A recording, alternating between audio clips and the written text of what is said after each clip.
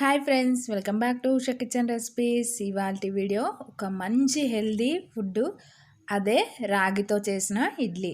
So రాగితో చేసే ఏ food అయినా healthy అనే చెప్పుకోవచ్చు. ఇలాంటి మంచి మంచి ఫుడ్ తింటే ఆరోగ్యానికి ఆరోగ్యం, ఆరోగ్యంతో పాటు అందం కూడా మెరుగుపరుచుకోవచ్చండి. ఎందుకంటే మన అప్పట్లో అమ్మమ్మ వాళ్ళు ఇలాంటి మంచి మంచి ఫుడ్ తినే వాళ్ళు, హెల్తీగా స్ట్రాంగ్గా ఉండేవాళ్ళు. సో అలాంటి ఫుడ్ మళ్ళీ మనం తిని చూద్దాం. సో ఫ్రెండ్స్, ఇప్పుడున్న జనరేషన్కి అయితే ఇలాంటి మంచి ఫుడ్ అయితే చాలా తక్కువ, రేర్గా తీసుకున్నారు. సో అలా కాకుండా రెగ్యులర్గా ఎప్పుడొకప్పుడు ఏ ఫుడ్ అయినా రాగితో చేసింది, ఇడ్లీ, దోశ ఏదైనా సరే పిల్లలకి పెట్టడం అయినా మీరు తినడం అయినా చాలా మంచిది. పిల్లలకి అయితే ముఖ్యంగా హెల్తీగా డే అంతా స్ట్రాంగ్గా మంచి ఎనర్జీగా వాళ్ళు ఉంటారు.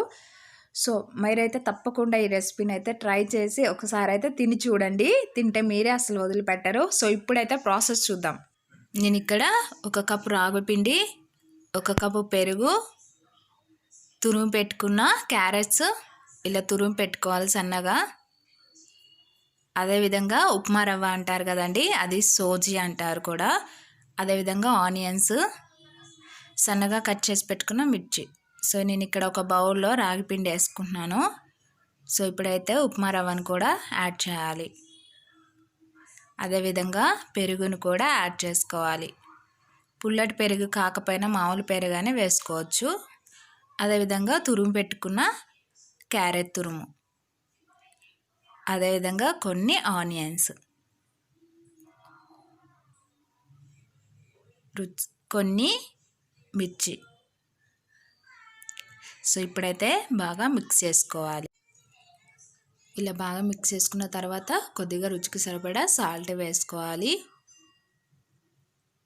కొద్దిగా వాటర్ని యాడ్ చేసుకుంటూ, మనకి ఇడ్లీ పిండిలాగా కొద్దిగా గట్టిగానే ఉండాలి. దోశ పిండిలాగా జారుగా అయితే ఉండకూడదు.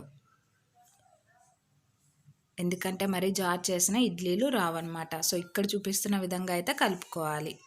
సో ఇప్పుడు ఈ మిశ్రమాన్ని ఒక 10 మినిట్స్ 15 మినిట్స్ పాటు పక్కన పెట్టుకోవాలి. సో చూడండి, పక్కన పెట్టుకున్న తర్వాత కొద్దిగా సోడా ఉప్పుని వేసుకోండి. ఇది ఆప్షనల్ మాత్రమేనండి. ఇలా చేయడం వల్ల ఇడ్లీలు అనేవి బాగా పొంగుతాయి. సో ఒకసారి కలుపుకొని నేను ఇడ్లీ పాత్ర తీసుకున్నాను. కొద్దిగా వాటర్ని యాడ్ చేశాను. మరీ ఎక్కువ వాటర్ యాడ్ చేస్తే పైకి ఇట్లా పొంగుతుంది అనమాట. సో ఇప్పుడైతే ఒక్కొక్క ఇడ్లీ పాత్రలో ఇలా అంతా ఫిల్ చేసుకోవాలి ఇడ్లీలాగా. మరీ ఎక్కువ వేసుకోకండి, కొద్దిగా వేసుకోవాలి. అదేవిధంగా అన్నిటినీ ఇలా రాగి పిండితో ఇడ్లీలాగా ఇలా ప్రిపేర్ చేశాను. సో ఇప్పుడైతే ఉడికించుకోవాలి కదండి. ఇడ్లీ పాత్రలో పెట్టుకొని మూత పెట్టి స్టవ్ మీద పెట్టేసుకుందాం. సో ఇది ఉడకడానికి ఒక 15 మినిట్స్ 20 మినిట్స్ అలా టైం పడుతుంది. కొద్దిగా మీడియంలో పెట్టుకొని ఉడికించుకోవాలి. ఎందుకంటే వాటర్ ఎక్కువ యాడ్ చేసినా కూడా పొంగుతుంది, అప్పుడు ఇడ్లీలు మనకి సరిగా రావు. సో ఇది మాత్రం అయితే గుర్తుపెట్టుకోండి. సో ఒకసారి అయితే చూద్దామండి ఉడికాయలేవో. త్వరగానే ఇడ్లీలు ఉడికిపోతాయి. ఇలా టెస్ట్ చేసుకోండి. మనకి ఇలా చేతికి ఏమైనా తగిలితే కాసేపు ఉంచండి, లేదు అనుకుంటే తీసేయండి. ఇప్పుడు కొద్దిగా చల్లారిన తర్వాత ఇడ్లీలు చిన్నగా ఒక్కొక్కటి ఇలా స్పూన్తో కానీ ఏదైనా గంటెతో కానీ తీసుకోవాలి. చూడండి, తునిగిపోకుండా చాలా చక్కగా వచ్చేసాయి. అదేవిధంగా అన్ని ఇడ్లీలు కూడా ఈ విధంగా తీసుకోవాలి. చూడండి, ఇడ్లీలు చాలా స్మూత్గా చాలా బాగా వచ్చాయండి. సో టేస్టీగా కూడా ఉంటాయి. దీనికి కాంబినేషన్ అయితే మంచిగా గరంగా ఉండాలి అంటే కాస్త ఎల్లిపాయ కారం కానీ, లేదు అనుకుంటే ఏదన్నా రసం కానీ. నేనైతే ఇక్కడ పప్పు యాడ్ చేశాను. సో పప్పుతో తిన్నా కూడా బాగుంటుంది.